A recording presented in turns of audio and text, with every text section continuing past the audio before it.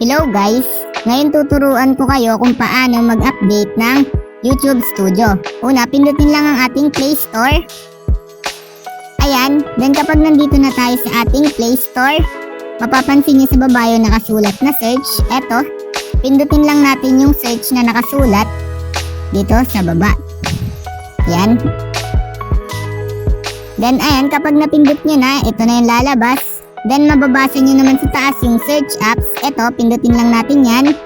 Then kapag napindot nyo na, i-type nyo lang dito is YouTube Studio. Yan. Then kapag na-type na natin si YouTube Studio, then search. Then ayan, lalabas na siya. Kung mapapansin nyo, eto siya. Pindutin lang natin iti YouTube Studio. Ayan. Kung mapapansin nyo, nakasulat dito is update. Eto.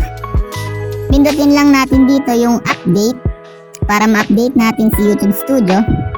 Ayan, then wait lang natin na mag-loading.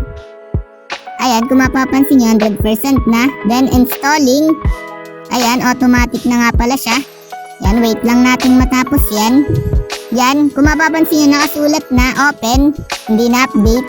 Means na-update na natin si YouTube Studio. Ayun, ganun lang kadali mag-update ng YouTube Studio sa Play Store. Ayun lang, thanks for watching. Subscribe me for more videos like this.